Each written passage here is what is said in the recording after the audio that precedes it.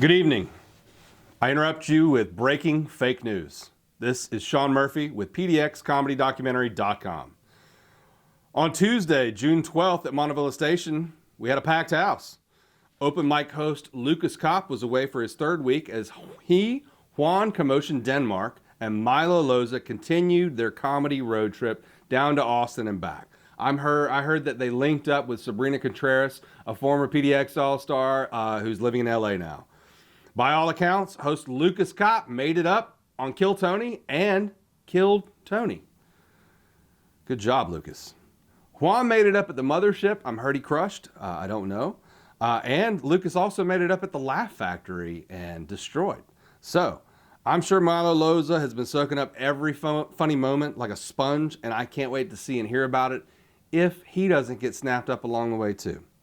As for the open mic at Montevilla Station, in week one, Dennis Cruz hosted. I wasn't able to make that mic, but by all accounts, he hosted a tight mic. Not surprising, he's got his black bag comedy. He does like 15 mics a week. He's a vet, he's a pro. Good job, Dennis. Thank you. I know Lucas thanks you as well.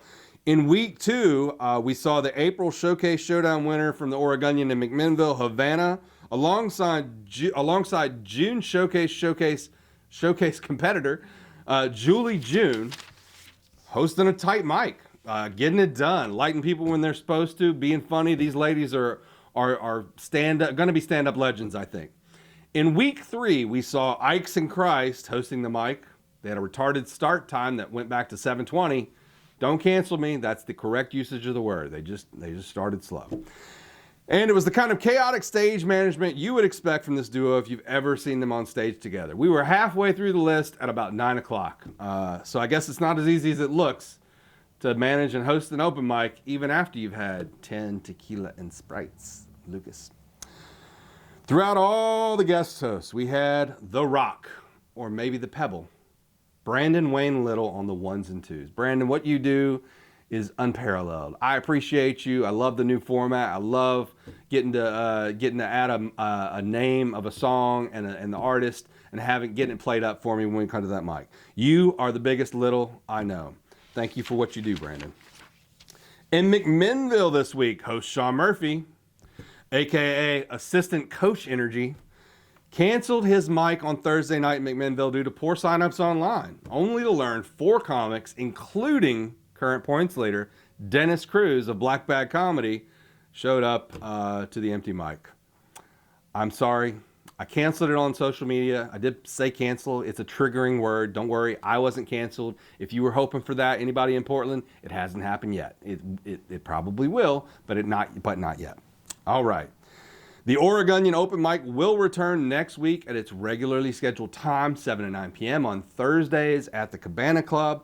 I am going to slightly change the format. I'm going to start paying people $1 a minute for their time, right? 7-minute sets, so that's $7. But if you're killing and you go a little long, I'm going to pay you an extra $1 for each of those minutes.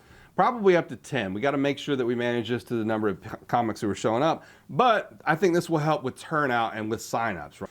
Now, how am I gonna change things up even more? I'm gonna take the top 5 jokes, cut them down, and post them to the YouTube channel. Whoever has the most views at the end of the week before the next mic, we'll say 5 p.m. before the next mic, I am going to give that person who's got the highest views $100 in cash.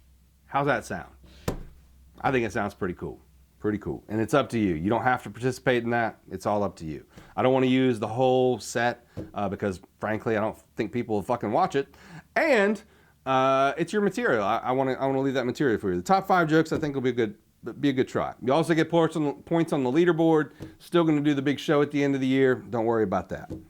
Last, David Weed. Seen here being controlled by a hack puppet named Edgemo. And Julie June, seen here, proving that not all cat people are terrible. Or are they?